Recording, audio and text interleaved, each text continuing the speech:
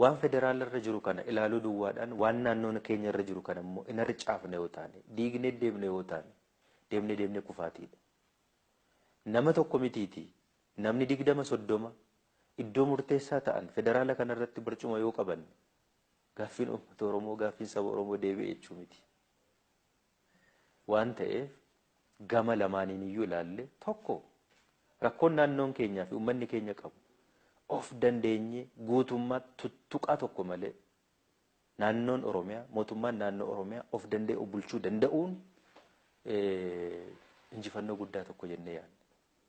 Tuttuqaa tokko malee harka galfannaa nama kamiiyyuun alatti dhiibbaa qaama kamiiniyyuu alatti of danda'anii karaa ofii fi karaa ofiitiin karaa nuu maluutiin deemuu danda'uun carraa kana argachuun bilisummaa guutuu kana argachuun danda'uun akka mootummaa naannoo Oromiyaatti ariitiidhaan gaaffii uummata keenyaa yeroo gabaabaa keessatti deebisuudhaaf carraa nuu laata jennee amanna. Dura Oromiyaa irratti haa xiyyeeffannuudha yaadi keenya. Maddi aangoo keenya Oromiyaadhaa fi saba Oromoodha. Fuula durattis hojiin nuyi federaala dhaqnee hojjennu nama dhuunfaadhaan wanti hojjetamu hin jiru. Hamma sabni kun beekamtii hin laanneefitti boruus hin utubnetti namni 10 isaa ta'u 20 isaa ta'u namni 2 ol deemuudhaan bu'a qabeessa ta'uu hin danda'u. Kana immoo kan fiduu dandeenyu inni guddaan mana keenya keessatti waan barbaannu sana hojjechuu dandeenyudha. Kana akkasumatti balbala banaa keenye cal jennee rarraanee hundi keenya wal gurree gar tokko yoo deemne wal qabanneetu kufna boru. Yoo asitti jabaanne, yoo asitti cimne, yoo asitti tokkoomne, yoo asitti sammuu tokkoo fi yaada tokkoo fi qalbii tokko qabaanne hojjenne inni nuyi gaarattis qabannee hojjennu sun karaa fuulla'aateen karaa fagoo deema. Yeroo gabaabaa keessatti hankaakuu hin danda'u. Yeroo gabaabaa keessatti cabuu hin danda'u. Kan kana cabsuu barbaadu baay'een jiraachuun mala ta'a. Kan karaatti hankaaksuudhaaf hojjetu baay'een jiraachuun mala ta'a. Garuu uummataan yoo utubame, mootummaa cimaadhaan, saba cimaadhaan, dhaaba cimaadhaan yoo utubame eessayyuu deemuu hin danda'u. Waan ta'eef waan Oromiyaa irratti hojjennu ammas nuuf murteessaadha jennee abdata. Boruufis yoo ta'e. Boruufis yoo ta'e. Waan ta'eef hoggansa cimaa Oromiyaa irratti qabaachuun baay'ee nu barbaachisaadha. Kanaaf immoo akkuma tapha kubbaa miilaa wannoo keessa galanii eenyu eessaan yoo taphate irruma caalaa bu'aa fida. Eenyu immoo eessaan yoo taphate irruma caalaa bu'aa san argamsiisa. Ija kanaan haa ilaalluudha. Ija kanaan laallee puulii qabnu keessaati. Abaloo akkasitti yoo qopheeffanne, abaloo akkasitti yoo qopheeffanne, abaloo akkasitti yoo qopheeffanne garuu immoo walii yaadnee tiimii tokkoon yoo hojjenne isa iddoo tokko jiru gataa, isa iddoo tokko jiru dagataa, isa iddoo tokkotti xiyyeeffachuu duwwaa osoo hin ta'in bakka lamaan irratti yoo xiyyeeffanne yoo hojjenne wal qabannee karaa fagoo deemuu dandeenya. Waan uummanni keenya nurraa yaadus galmaan ga'uu dandeenya. Jennee ija kanaan qalbiidhaan mari'annee tarsiimoo kaawwannee hoggansa cimaa naannoo irratti qabaachuu qabnu ammas itti fufsiisuu qabnu keenyee jirra. Kana cimsuu irratti hojjetamu waan amma jalqabame kana cimee akkanitti hojjechuu danda'u. Gara federaalaa immoo carraan kun waan amma jalqabneef qabsoon amma nu jalqabne kun nu qaqqabee yoo dhaqne immoo isa immoo karaa nu saalfachiisuu hin dandeenyeen nu qaanessuu hin dandeenyeen successful akkamitti goona kan jedhu ilaallee kanarratti tooftaa tarsiimoo keenya galmaan gahuudhaaf sirreeffama tokko taasisnee jirra. Sirreeffamni nuti taasisne kun fakkeenyaaf nuti ammas amantaa guutuu qabna. Federaala irratti Oromiyaan dhaabni keenya gahee hoggansaa fudhatee hogganuu qaba kan jedhu qabsaafis dhufnee jirra. Har'as qabsaa jirra, boruus hin qabsoof. Kun gaaffii keessan galu karaa dimokiraatawaa ta'een yoo kana goonu immoo eenyu eessatti hojjetetu immoo irruma caalaa bu'aa fida kan jedhu ilaallee boru ulaagaa kakka'u tokkodhaaf kanan guuttanne kanan nu hafa jennee wanti nu qaqqabu akka bakka akka tasaa kan taane ammumarraa karaa guutuu ta'een qophaa'u waa hundaaf nurra jiraata jennee dhimma kana gadi teenyee yeroo dheeraas fudhannee irratti hojjetaa turre walii galuudhaan amantaa guutuudhaan sirreeffama tokko tokko taasisnee jirra. Fakkeenyaaf eenyuun keenya eenyurra fooyyee godhannee miti. Eenyuun keenya eenyu gadi taanee miti. Akka tapha kubbaa miilaa sana. Eenyu eessatti yoo taphateetu bu'aa irruma caalaa tiimiidhaan barbaannu kana galmaan gahuu dandeenya. Kan jedhu sana ilaallee shigishigii tokko tokko ulaagaa gaara sanatti nutti ka'uu malu sana hanqisuudhaaf jecha akka dhaabaatti hoggansi tarsiimoo kana galmaan gahuudhaaf toftaa yeroo gabaabaa kana akka toftaa yeroo gabaabaa jennee itti fayyadamne kana Dr. Abiy gara hoggansa dhaabaatti dhufee akka inni hogganu ani ittaanummaadhaan akkan hogganu Dr. Warqineen gara koree giddu galeessaatti dhufee akka inni hogganu murteessinee jirra koree giddu galeessaa keenyaatiin. Kana hunda kan goone ummata keenyaaf nama hundaaf ifa ta'uu kan qabu wanti tokko dhalatee miti. Tarsiimoo amma qabanne kana galmaan gahuudhaaf toftaa fayyadamnedha. Toftaa fayyadamnedha. Siyaasa kun iddirii miti, maabara miti. Siyaasa keessa immoo tapha baay'ee jira. Haa waan ummanni kun barbaaduu fi tarsiimoo kaawwanne sana galmaan nuu geessisuu danda'a jennetti amannetti yaadne hunda itti gargaaramne hojjenna. Yoo kana ta'u tiimiin nama tokko nama lama qopheessuu duwwaa ta'u tiimiidhaan qaamni federaala deemu sun tiimiidhaan akkitti hojjechuu danda'u. Achi deemee immoo maal hojjeta? Akkamitti hojjeta? Kan jedhus kakkeenye akkasitti sirreeffama kana taasisnee jirra. Tiimiin naannoo irratti hafu immoo maal hojjeta? Hojiinsaa manaa guddaan maali? Isas tokko lamaan keenye. Lamaan immoo akkamitti wal dhugee, wal dhaggeeffatee, wal hubatee hojjeta kan jedhus akkasitti kaawwannee sirreeffama kana taasisneeti hojii itti aanu hojjechuudhaaf koreen giddu galeessaa keenya murtii har'aa kana murteessee kan addaan ba'e. Ani dhuunfaadhaan tokko wanti baramuu qabu dura taa'ummaa ittaanaa akkas jechuun keenya toftaadhaaf goonee jirra. Kana jechuun akkuman kaleessa dhaaba kana mootummaa kana hoogganaa turetti nan hooggana. Warri kaanis akkasuma. Akkuma kaleessa hoogganaa turretti hin hooggana. Hamma akka yaada keenyaatti anis tiimiin amma ijaaraa jiru kun naannoo irratti hojiin dhaaba kana keessatti hojjetaa jiru kun hojii manaa baay'een an of harkaa qabadhee jiru kun akkasumatti caljennee rarraasnee addaan kutuun deemee dhiibbaa baay'ee nurratti fida waan ta'eef waan amma danatti qabanne kana jabaannee cimsinee anis pirezidaantummaadhaan itti fufee waan addana jiru waan naannoo Oromiyaa fi akka mootummaatti hojii dhaabaa naannoo kanarra jiru kana yoon hojjedhe tiimii na waliin jiru kana waliin irruma caalaa bu'aa qaba. Tiimiin inni kaan immoo gara federaalaa dhaqee hojjete irruma caalaa hojii achi jiru sana maqaa saba keenyaas eegsisee kabachiisee hojjechuu danda'a jennee ija kanaan ilaalleetu dubbii kana kan hojjenne. Yoo kana goon yoo akka taayitaadhaaf ta'e yoo barcumaaf ta'e barcumarra barcumni hin caala carraa keessatti seenaa keessatti yoo si qaqqabu fudhachuudhaaf hawwii guddaatu jira. Hundi keenya birayyuu namni hundu na'u.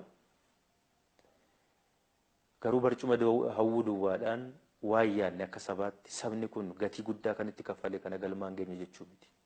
Irruma caalaa eessa yoo teenye hojjennetu waan sabni kun gatii itti kaffalee kana galmaan gahuu dandeenya. Anis akka dhuunfaa kootti waan amma jalqabe kana itti xaaree asiin ga'e kana saba kanaaf bu'aa buusoo hin jedhe waan Oromiyaa irratti jalqabne kana yoo galmaan gahuu dandeenya. Humna guutuudhaan dhiibbaan garaagaraa nurraa dhaabbate tuttuqaan garaagaraa nurraa dhaabbate waan qalbii keenya gamaaf gamana nu facaasee tasgabbii nu dhowwuudhaan yeroo keenya nurratti nyaatu kun nurraa dhaabbate yoo jenne kan amma fiignu harka 2 3 4 fiiguu dandeenya jedheen amanaan. Onnee guutuudhaan halkanii guyyaa oliif gadi fiignee jijjiirama ariitiidhaan yeroo gabaabaa keessatti dhufuu danda'u Oromiyaa irratti fiduu dandeenya jedheen amanan. Uummanni keenya siyaasa biyya kanaa keessatti itti fufiinsaan karaa fulla'aa ta'een kan inni karaa fagoo deemuu danda'u miilli isaa addana jiru kun hundeen isaa addana jiru kun tokko ta'ee tokkoomee karaa bishina qabuun yoo ijaarame duwwaa jedheen amanan. Malee nama 10-20 akka mawwaacoo baastee erguudhaan qabsoon Oromoo fiixa ba'a jedheen amanan. Dura bu'uurri isaa cimuutu irra jiraata. Dura hundee cimaa qabaachuu qaba. Dura dhaabbata cimaa miilla lamaan lafa dhaabbatee gar tokkotti yaadu, gar tokkotti yaadee waliin wal utubaa deemu qabaachuu qaba jedhee tan yaada. Qabsoon amma booda ta'u qabsoo cimaadha. Qabsoo laafaa miti. Cal jennee yeroo gabaabduudhaaf itti gaafatamummaa fudhannee deebi'uudhaaf yoo ta'e abbaan barbaanne keenya bakka barbaanne deemuu dandeenya. Garuu dubbii akka carraa nu harka gale kana fulla'aa taasisuudhaaf itti yaadne karaa tarsiimaa ta'een hojjechuun keessumaayyuu immoo hojii keenya manaa rarra'anii banaa taa'anii jiran kana guutuu taasisuun baay'ee barbaachisaadha. Yoo kana guutuu taasisne eenyuun keenya iyyuu burraaqne iddoo kamitti hojjechuu akka dandeenyu nan abdadha. Sadarkaa kamittiyyuu burraaqne deemnee nuti gaafannee tontan inni kaan nu gaafate hojjechuu akka dandeenyu nan abdadha. Ammallee hojii manaa baay'eetu nu keessa jira. Dhaaba cimaa godhutu nurra jiraata dhaaba kana. Baay'ee sirreessuu qabna. Yoo kana hin goone mataa gara tokko haddachuudha. Mootummaa naannoo Oromiyaa mootummaa cimaa ofitti amanee ofitti abdatee saba isaaf hojjetu. Halkanii guyyaa hojjetee jijjiirama fidu godhuun nurra jiraata. Gaaffii mooraalii saba kanaa deebi'uu mataa isaatiin gahaa miti. Ani Oromoo keessatti gaaffiin diinagdee deebi'uu danda'u turre jiraata. Gaaffii diinagdee eessa gadi nu roobuu hin danda'u. Dura Oromiyaa fi Oromiyaa keessatti qabeenya qabnu, humna namaa, qabeenya uumamaa qabnu. Kana walitti qindeessinee Oromiyaa keessatti jijjiirama fiduu danda'utu nurra jiraata jedhee tan amana. Sanaaf immoo karaa amma yaanne kanaatiin yoo hojjenne isatu karaa fagoo fuudhee nu deema jennee waan abdannuuf ija kanaan laallee amantaa tokko waan namni dagachuu hin qabne. Waan namni dagachuu hin qabne. Abbaan barbaade har'a tuttuqa adda addaatiin ati kana godhi, ati kana jedhi jedhee har'a kanaan hojjenna yoo taane ummata kana qaanessineerra nuti. Ummata kana saalfachiisneerra nuti. Dhiiga dhangala'e kanaaf gatii akka inni dhabu taasisnee jirra. Kanaan hin hojjennu waadaa ummata keenyaaf kaleessa galle galmaan geessisuudhaaf hojjenna. Har'as borus waadaa ummata keenyaaf galle ummata keenya qabanne waadaa keenya hin cabsinu. Hirbuu keenya yoomiyyuu kana hin cabsinu. Yoo eessattis bakka hojjennutti galmaan geessisuudhaaf hojjenna yoo taane immoo eenyuun hin dhaggeeffannu, eenyuun hin ilaallu, ummata keenya dhaggeeffannu, ummata keenya saba keenya wajjin hin taane hojjenna. Kun yoomiyyuu irraa sharafamuu hin qabu. Har'a asiin geenye namni duuba deebi'u hin jiru. Iddoo kanaan geenye namni duuba deebi'u hin jiru. Inni guddaan garuu qalbiidhaan karaa waan tarsiimaa ta'e irratti yaadanii hojjechuun baay'ee barbaachisaa waan ta'eef ija kanaatiin nuti hooggansi dhuunfaadhaan hojjetu hin jiru amma booddee collective leadership team up ta'uudhaan hojjennaan akkasittis walii gallee waliin hojjetaa jirra. Walii gallee akkasittis hojjetaa jirra waan ta'eef carraa kanaan immoo inuma caalaa tokkummaa keenya cimsanne hooggansa sammuu tokkoon, yaada tokkoon, qalbii tokkoon yaadee hojjetu taasisnee hojjechuu qabna jennee hojjetaa jirra waan ta'eef sadarkaa kanaan waliin taanee qabsaa'onni Oromoo hundi iddoo kanaan geenyeerra. Itti aanee kan jiru immoo baay'ee jira. Taanee immoo dhugumaan waan ta'uudhaaf hawwinu kan taanee mirkaneessinee argamuun immoo hojii manaa guddaa hunda keenyarra jiru. An iddoo tokkotti har'a yoon kufe yoon dadhabe dhuunfaa kootiin hin kufu, dhuunfaa kootiin hin dadhabu. Saba kanatu maqaa saba kanaa eenyummaa saba kanaatiin ummata kana fuuldura buunee jirra waan ta'eef barcumni nuti irra teenyu eenyummaa mataa keenyaatiin miti eenyummaa saba kanaatiin irra teenya waan ta'eef kufaatiin koo fi dadhabuun koo saba kanarratti dhiibbaa inni fidutu jira. Kana of eeggannee hojjechuun barbaachisaadha. Wal diiguu miti amma kan nu barbaachisu. Inni isa tokko gamaaf gamanatti qeequu miti kan nu barbaachisu. Karaa kamiin iyyuu haa yaabbannu. Karaa kamiin iyyuu maal haa taanu deemnee fedhii faayidaa saba kanaa galmaan ga'uudhaaf. Eessaa nu haa ta'u. Kanaaf hojjenna. Kana hojjechuudhaaf immoo kan akkamitti galmaan geenya kan jedhu kan irratti hojjetaa jirru waan ta'eef ummanni keenyas dhimma kana ija kanaan hubachuun ilaaluun baay'ee barbaachisaadha jedhanii nan yaada.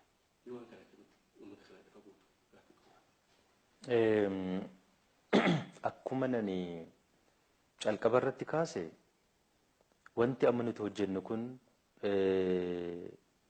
dhiibbaa addaa fi tuttuqa addaa qaba jedhamee kan shakkamu namni kamiyyuu ifa ta'uu kan qabu dhiibbaa nama kamiiniyyuu waan murteessuuf waan hojjennu har'an hojjennu abadan kanarratti namni hundi ifa ta'utu irra jiraata. Ani har'a ga'ee waan dhiibuu qabnu hundaa dhiibne waan gochuu qabnu hundaa goone har'a geenye dhiibbaa nama kamiiniyyuu waan murteessina taanaan saba kana tuffachuudha. Qabsoo saba kanaa gatii dhabsiisuudha. Abadan hin goonu. Kana gochuuf miti kan hojjetaa jirru miti. Wanti baramuu qabu garuu dubbii ija siyaasaatiin ilaaluun baay'ee gaariidha. Nuti maali kan barbaannu isa dura ilaaluudha. Dura qe'ee keenya walaboomsuudha moo kan nuti barbaannu? Dura of walaboomsuudha, of bilisoomsuudha moo kan nuti barbaannu? Waa biraadha. Isa sirriitti ilaaluun gaariidha. Inni immoo isa kamtu yoo nu walaboometu irruma caalaa fayyadamnaan isa ilaaluu qaba.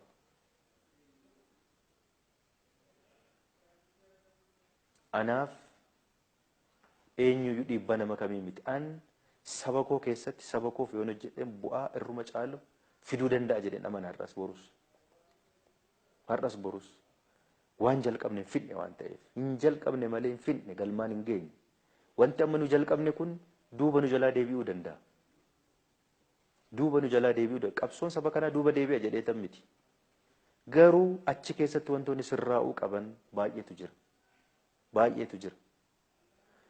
Nuti har'a baanee mul'achuu keenya an dhuunfaa kootiin hojii addaa hojjedheeradhe yaadu. Kabaja kanaan kan nu geessise saba kana. Ulfina kanaan kan nu geessise saba kanadha. Malee dhuunfaa koodhaan an eenyuunuu caalee miti. Eenyuuniyyuu caalee jedheetan miti. Saba kanattis abdanne immoo waan gochuu qabne too hin saalfatiin etoo sodaatiin gooneerra. Kan abdanne eenyu isaan? Saba kabaja nutti hore, ulfina nutti hore, beekamtii nuu kenne. Sana abdanneet hojjenne. Borus ija sanaan hojjenne. Saba kana salphisuudhaaf miti har'as. Dura garuu mana keenya keessa wanti nuti hin xaraganne hin jiru. Jira. Wanti nuti hin hojjenne jira. Hin fixanne isa. Isa dagachuun nurra hin jiraatu. Har'as shirri nurra hin jiru jennee fudhanna hoo taane. Dabni nurra hin jiru jennee fudhanna hoo taane. Dogongorree jira. Inuma caalaa humna keenya cimsachuun ammallee hin nu hafa. Tokkummaa keenya cimsachuun hin nu hafa. Dhaaba cimaa uummanni kun itti abdatee uummata kanaaf hojjetu. Ganaa hojjechuu qabna dhaaba kana. Naannoon kun naannoo duwwaa miti guddaadha, biyya guddaadha. Riisoorsii guddaa jira biyya kana naannoo kana keessa. Qabeenya guddaa in hojjenne irratti. Biyya kana jijjiiruudhaaf maal jenne dura Oromiyaa jijjiiruu qabnaa jenne duraan. Sana hojjechuu qabna. Sanaaf immoo humna keenya diigamuu hin qabu. Bittinnaa'uu hin qabu humni keenya. Waan ta'eef waan addana jiru kana hojjechuu qabna jenneetu. An ummanni koo sanaa hawwuun kabaja ulfina kan ofiinatti uffisedha. Kabaja kanaaf ulfina kana. Borus an kabaja kasaa kana etuu irraa hin tuqiin hin sharafiin kabaja uummata kana eegsisuudhaaf jedhee kaleessas lubbuu koo kennee hojjedheera. Dafqeetti hojjedheen jira, borus isaafan hojjedha. Amma dhimma dhuunfaadhaan itoo hin ta'in gareedhaan akkamitti hojjennee dubbii kana dubbii kana namni tokko nama tokko dhugaa dubbachuudhaaf namni tokko gahee hin qabu miti. Gahee qaba dubbii jijjiiruu keessatti. Garuu immoo namni tokko namuma tokkodha. Humna cimaa of jalatti horachuu qaba. Humna cimaa onnatee hojjetu of jalatti yeroo kamiyyuu bubbeen kam qilleensi kam gaafa dhufu kan oliif gadi hin jenne qabaachuun baay'ee barbaachisaadha. Malee dhuunfaa keedhaan yoo rarraate karaa fagoo deemuu hin danda'u. Hin danda'u waan ta'eef kana beeknee ija kanaan afshaalummaa kanaatiin hojjechuun nurra jiraata. Kana hunda hin goona yoo jennu Oromoo duwwaadhaaf miti biyya kanaaf. Sabaaf sablammii biyya kanaaf. Nuti sadarkaa kamitti har'a soo ta'e kan qabsoofnu Oromoon gahee hoggansaa fudhatee haa hogganu yoo jennu olaantummaan Oromoo biyya kana irratti akka dhufuuf miti. Walqixxummaan sabaaf sablammootaa biyya kana irratti akka dhufuuf. Walqixxummaan haqni biyya kana keessatti akka inni mirkanaa'uuf. Biyyi kun nagaa argattee itti fufiinsaan akka isheen jiraattuuf. Oromoon kan inni qabsaa'aa jiru. Nutis kan qabsaa'aa jiru. Kun akkamitti galma ga'an immoo bitaaf mirga duubaaf fuuldura ilaalaa hojjechuu waan nu gaafatuuf kana galmi keenya sanaaf immoo iddoo kamittuu haa ta'u iddoo kamitti hamma tapha sana keessa galletti iddootti caalmaatti taphachuu dandeenyu irratti taphachuudha. Fakkeenyaaf namoonni gara federaalaatti erginu kun kophaa isaaniitiin homaa godhuu hin danda'an. Hiree isaanii kan murteessu kan addana jirudha. Hojii nuti hojjennu. Yaadaan yoo deeggarre kana godhaa hoo jennu akkas godhaa hoo jennu yoo nuti isaan utubneedha. Malee dameedha kan ta'u. Utubaa irratti haa hojjennu nuti ammayyuu. Hundee irratti haa hojjennu. Yoo utubaan hundeen cimaan jiraate dameen eessayyuu dhaquu hin danda'u waan ta'eef kana bifa karaa bishina qabuun haa hojjennu. Hafni argamuu hin qabnu. Jenneetu malee iddoo kamirraayyuu iddoo nuuf malu eenyuun keenyayyuu gallee hojjechuudhaaf yerootti seesnu miti yerootti duuba deebinu miti. Kanarraa duubatti hin deebinu. Kana yoo ta'e garuu aan dhuunfaa koodhaan waa hunduma irratti fuuldura ba'ee of mul'isuu duwwaadha waa hundi galma gaa'edha yaadu. Warra hojjechuu danda'anis baasuun qaba akka hoggansaatti. Warra kaaniifis fidee shaakalsiisee hoggansa cimaa boruuf ta'u quuqama qabu onnee qabu beekumsaaf ga'umsa qabu. Garuu immoo siyaasni kun immoo galee fi keessatti hojjechuu danda'u. Sana uumuu danda'uun hojii guddaadha. Hoggansa cimaa gaafata. Akkasitti hojjechaa hin dhufne nuti. Waan ta'eef dubbii kana nus akka dhaaba keenyaatti ani dhuunfaa kootiin etoon har'a hoggansa biyya kanaa ta'e dhuunfaa koodhaan carraa eenyuyyuu hin argan. Namni barcumatti kanaaf jedheetu kaleessa meeshaa qabatee bosona galee kan wal ajjeesaa ture. Afrikaa keessatti haafu Itoophiyaa taayitaadhaaf wal fixe namni kaleessa taayitaadhaaf barcumaaf. Maqaa dhuunfaadhaaf yoo ta'e carraa namni kamiyyuu hin arganneen argadhe. Ani maqaa dhuunfaa koof miti saba koofi. Saba koof immoo iddoon hojjechuu danda'uttan hojjechuu qaba. Maaliif kabaja kanatti hore ulfina kanatti hore jaalala naa kennee sadarkaa kanaan kan nageessise ga'umsaa fi dandeettii dhuunfaa lammaa miti saba kana. Eessatti yoon hojjedheefin bu'aa buusaa fi yaadeen kamirraayyuu wannoo ta'e hojjechuun qaba malee ija taayitaa yoo laalu carraa namni kamiin arganneen argan. Yoo ta'e isa utaalee fudhachuudha kanaan qabu har'a. Isa miti garuu ani kabaja dhuunfaan qabu kabaji koo saba koo wajjin. Sabi kun yoo kabajame yoo ulfina argate duukaa kabajaman. Waan ta'eef ija kanaan ilaalleeti kan nuti hojjetaa jirru kanarratti homaa tokko uummanni keenya shakkii godhachuun irra hin jiraatu. Murtii dhaabni keenya murteessu hamma nuu galee fi hamma beekumsi keenya qaqqabetti saba kana karaa fayyaduun kan nuti hojjetaa jirru. Tokko as geenye eenyuun sodaannee ajaja eenyuutiin hojjenna jedhee namni yaadu yoo jiraate gowwaadha. Yoo asirra ga'ee OPDO'n ajajamee hojjeta ta'e gowwaadha jaamaadha. Ofiif bada malee saba kana balleessuu hin danda'u. Saba kana balleessuu qabsoo saba kana dhaamsuu hin danda'u. Hin dhaamsinu nuti. Inuma akka inni mul'ate ifuudha kan taasisu nurra jira. Karaa bishina qabuun kan nuti deemuu qabnu waan ta'eef kana. Har'as wanti dhufuuf deemaa jiru kuni nagaaf nagaadhaan jennee fudhachuu hin qabnu. Mee ofaa ilaalani jedhee akka darbannaa wayii nutti darbachuu kan barbaadu sin jirata.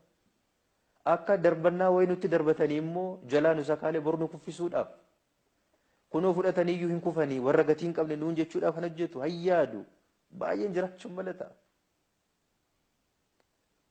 Qilleensi gubbaa kanarra jiru maali? Wanti waggoota darbaniif hojjetamaa ture maali?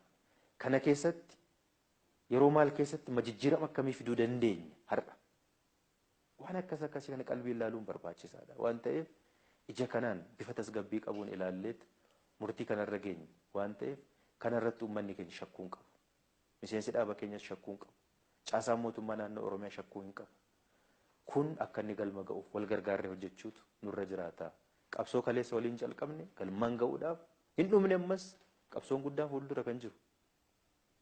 Waan ta'eef barree ilaaf ilaameedhaan waliin hojjechuun gaarii waan ta'uuf dhaabni keenyas kana hubachuudhaan murtii kanarra geenye waan ta'eef faayidaa uummata kanaaf waa biraa miti.